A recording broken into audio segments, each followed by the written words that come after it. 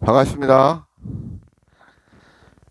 오늘은 지난주 10장에 이어서 11장을 연구해 보도록 하겠습니다. 그래서 하나님의 마음과 그 뜻이 어디에 있는지 알아보고 살펴보겠습니다. 10장은 무엇입니까? 예수님께서 제자들을 양육하고 파송하는 장면이었습니다. 그래서 모든 권세와 권능을 주었습니다. 그러면서 제자들을 파송하시고 이어서 11장 1절에서 이런 말씀을 하십니다. 예수께서 12제자에게 명하시기를 마치시고 이에 그들의 여러 동네에서 가르치시며 전도하시려고 거기를 떠나가시니라 라고 말씀하고 있습니다. 예수님께서 그동안 공생의 사역이 무엇입니까? 복음을 전파하고 그 복음을 가르치는 사명이었습니다. 그래서 그 제자들을 양육하고 그 제자들을 파송했습니다. 또한 그리고 나서 또 어떻게 하십니까? 계속해서 남은 공생의 기간 동안에 가르치시며 전파하셨다라고 성경은 얘기를 하고 있습니다. 우리의 인생도 우리의 믿는 성도들도 바로 이렇게 하나님의 복음을 가르치고 전파하는 삶을 살아야 된다라는 것을 오늘 성경은 얘기하고 있는 것입니다. 2절에 보면 요한이 옥에서 그리스도께서 하신 일들 보고 제자들을 보내요. 예수께 여짜오되 오실 그이가 당신이 오니까 우리가 다른 일을 구이다리오리까 하니까 예수님께서 제자들에게 요한에게 말해라 라고 하시면서 맹인이 보며 못 걷는 사람들이 걸으며 나병 환자가 깨끗함을 받으며 못 듣는 자가 들으며 죽은 자가 살아나며 가난한 자에게 복음이 전파된다 하라라고 얘기를 하십니다. 세례 요한이 예수님께 그 복음, 그 메시아, 그리스도가 당신이니까 라고 직접적으로 제자들을 보내서 물어봅니다. 그러면서 예수님께서 답변하신 내용입니다. 왜 이런 현상들이 나타났을까요?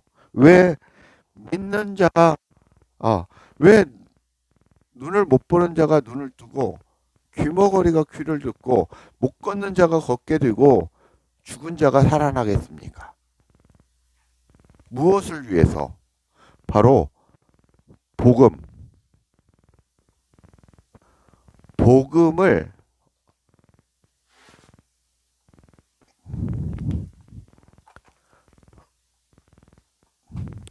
복음을 바로 알라고, 바로 그 복음의 본질을 깨닫고 어떻게 하라고? 전하라고.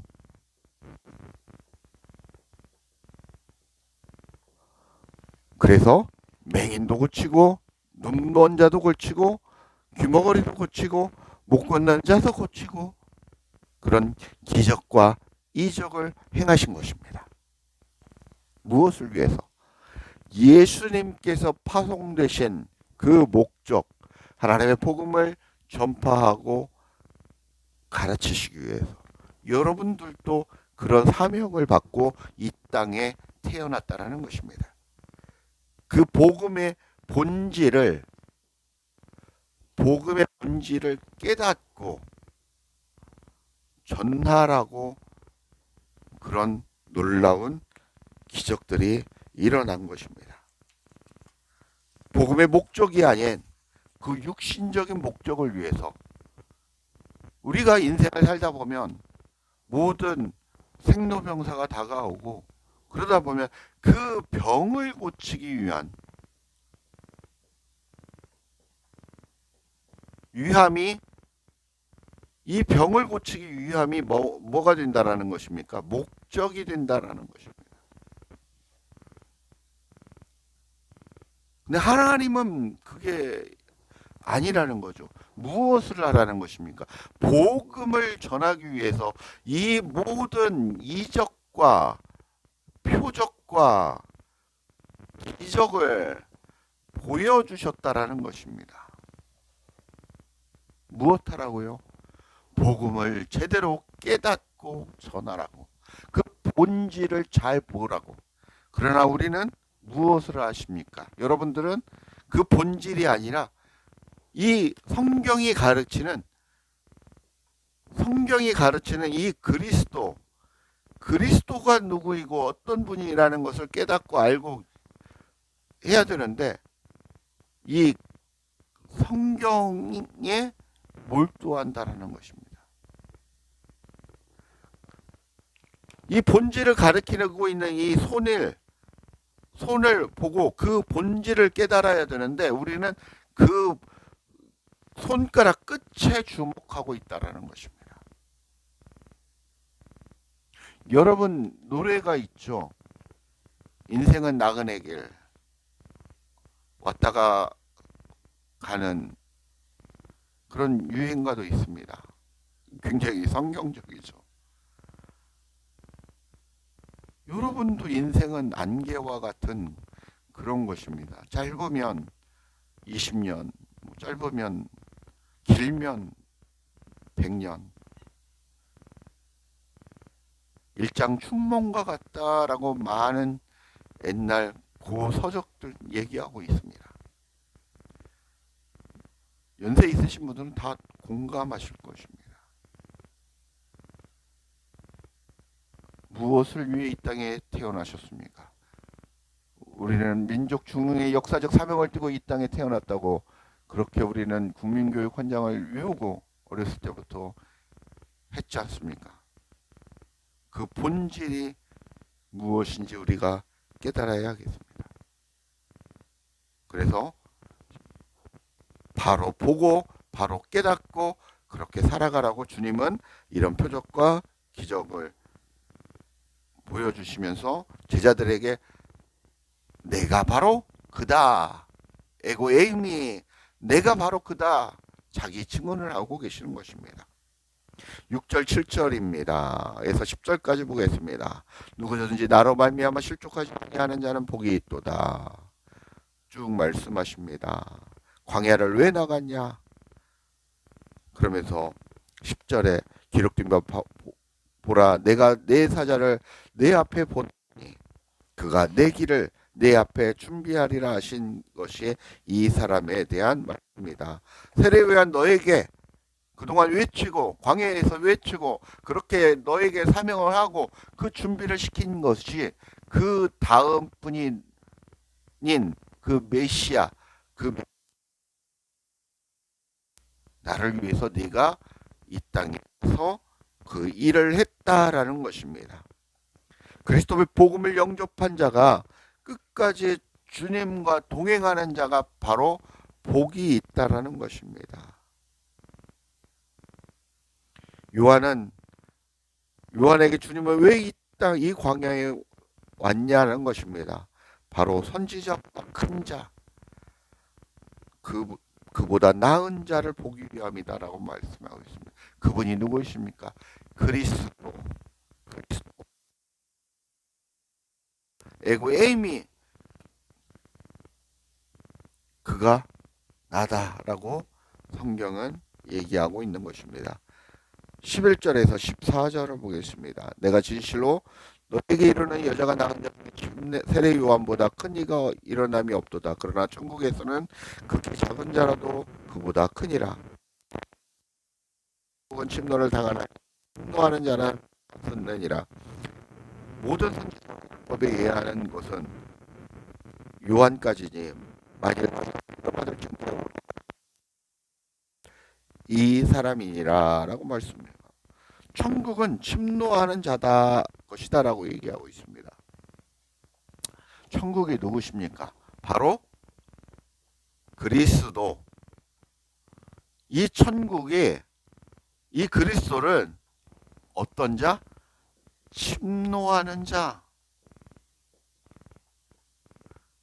것이라는 것입니다. 침노한다라는 것은 무엇입니까? 우리가 군사적으로는 침투하고 공격하고 하는 것입니다. 여기서 얘기하는 것은 그리스도에 대해서 알아가는 깨달아가는 그런 모습을 침노한다라고 얘기하고 있는 것입니다.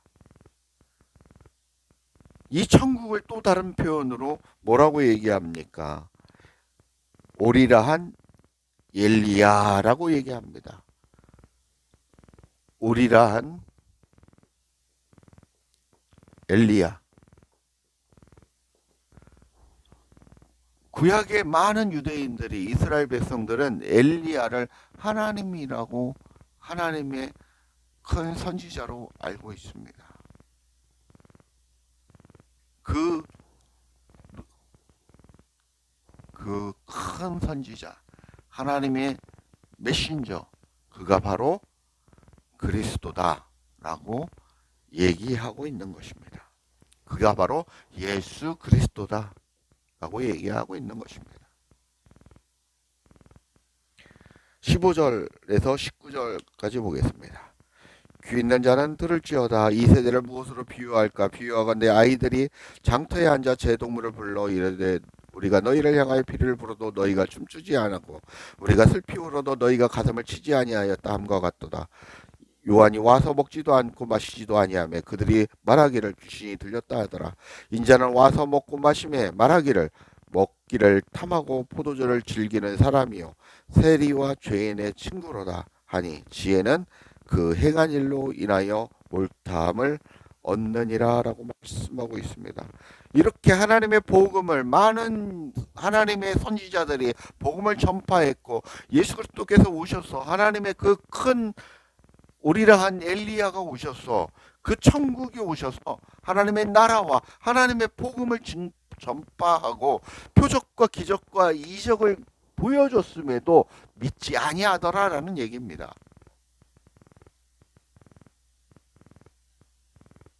왜 보여줬냐 이겁니다. 왜? 복음의 본질을 깨닫고 믿으라고 그리고 전하라고 그렇게 보여주고 가르쳐 주셨는데 우리는 무엇입니까? 저분이 귀신을 쫓아내. 저분이 신유의 은사가 있어. 방언의 통역의 은사가 있어. 거기에 머문다라는 것입니다. 그 목사님이나 그 일을 행하는 자에게 그런 자를 섬긴다라는 것입니다.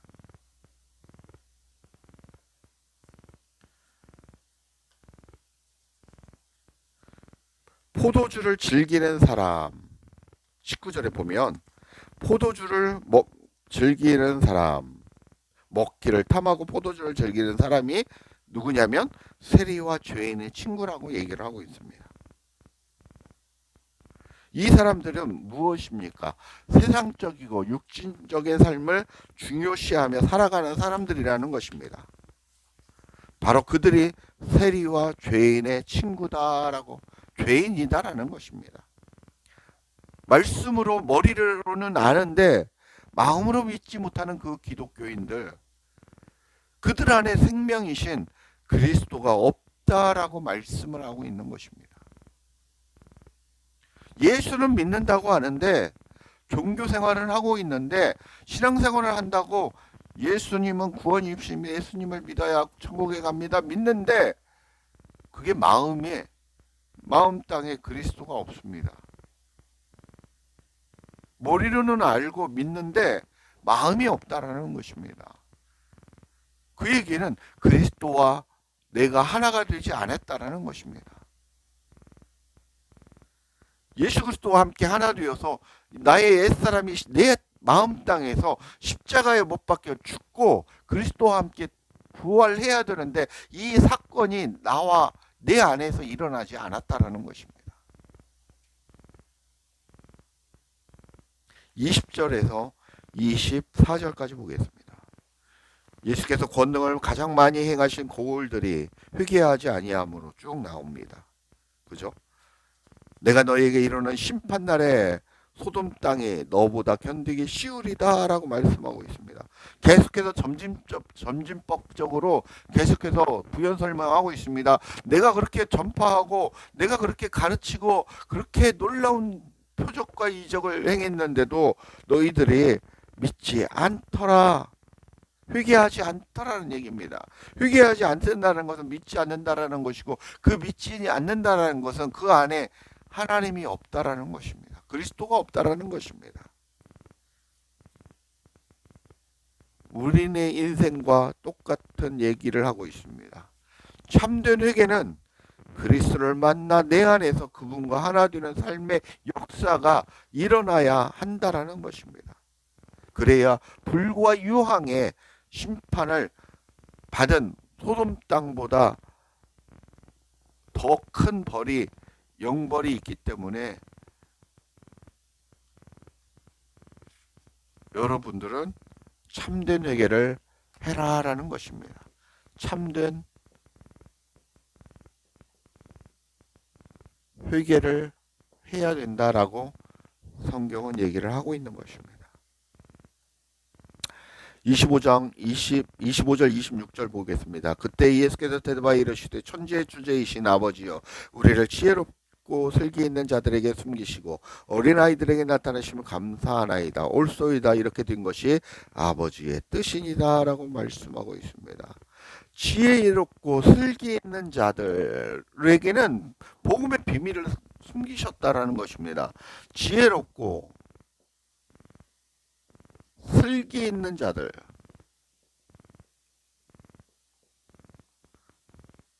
누구를 얘기합니까? 바리새인과 유대인들을 얘기하는 거죠. 그렇게 똑똑하고 율법을 꿰차고 있고 그렇게 어렸을 때부터 말씀을 잘잘잘 외우고 그렇게 살았는데, 그렇게 지혜롭고 슬기 있는 자들인데 무엇이 없다라는 것입니다. 이 안에 그리스도이신 생명이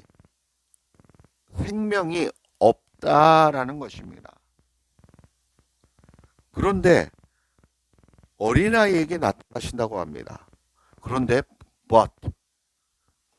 어린아이 나타낸다고 표현하고 있습니다. 이 어린아이는 어떤 아이입니까? 여기서 성경에서 얘기하는 것은, 어린아이는 두 가지가 얘기를 하는데, 어린아이로는 도의 초보, 믿음의 어리석은 자를 표현할 때 어린아이와 같다라고 얘기를 합니다. 또 여기처럼 어린아이라고 표현을 했을 때는 어떤 의미냐면, 어린아이와 같이 어리석고 부족하지만 그 부모 또는 가르치는 자의 말을 잘 따라서 그 말씀에 순종하면서 성장해 나가는 그런 아이를 어린아이다라고 성경은 오늘 표현하고 있는 것입니다. 그렇게 너희들이 어린아이와 같이 어리석고 부족하고 죽을 수뿐이 없음에도 불구하고 그 말씀, 복음을 전파하시는 하나님의 사람, 그리스도가 전하는 그 복음을 잘 듣고 깨닫고 간직하는 그런 상태가 된 아이에게 복음의 비밀을 열어주셨다는 것입니다. 비밀의 계시를 주셨다라는 것입니다. 그러나 똑똑하고 능력 있고 지혜로운 자들에게는 무엇입니까?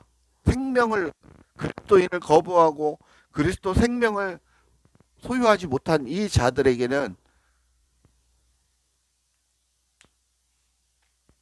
복음이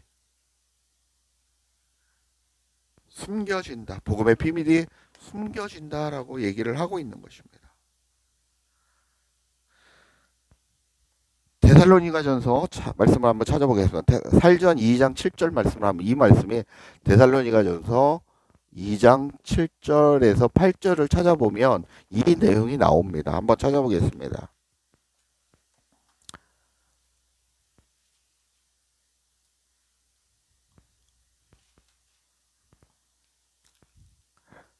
데살로니가전서 2장 7절 8절입니다.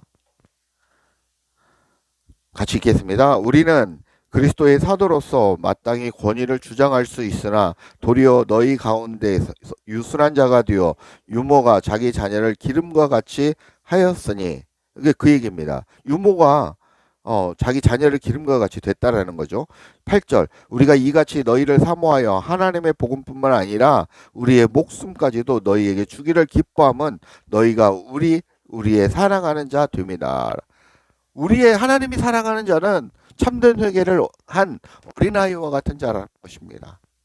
그래서 그 부모가 그 영양분을 주고 말씀을 주고 뭐 가르치고 뭐 하듯이 그런 그 말씀의 복음을 잘 듣고 깨닫고 간직해서 성장해 나가는 그 어린아이가 하나님이 사랑하는 자다라는 것입니다. 27절입니다. 내 아버지께서 모든 것을 내게 주셨으니 아버지 외에는 아들을 아는 자가 없고 아들과 또 아들의 소원대로 계시를 받은 자 외에는 아버지를 아는 자가 없느니라 라고 말씀하고 있습니다. 이 말씀은 우리가 예수 그리스도를 믿고 내 안에 그리스도와 함께 살아가는 성전 초소가 되었다는 것을 얘기하고 있는데 이 말씀이 무엇이냐면 성부 하나님과 예수 그리스도와 나라는 존재가 하나 되었다라는 것입니다.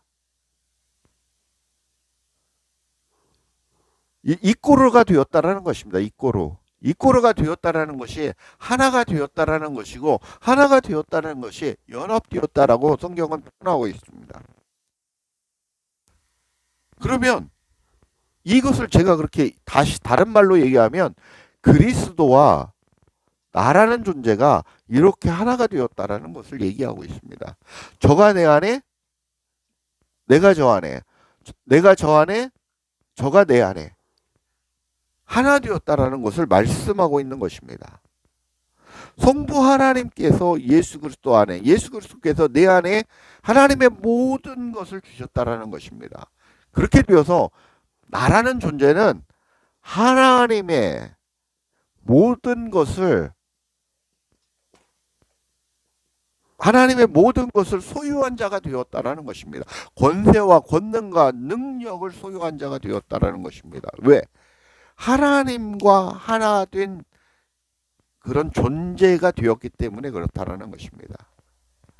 하나님의 사람이 되었고 하나님이 되었다라는 것입니다. 이 얘기는 하나가 되었기 때문에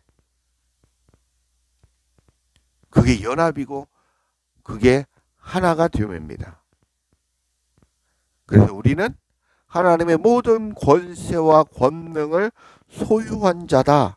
그렇게 이 땅에서 살아가게 된다. 살아간다. 라고 얘기하고 있는 것입니다.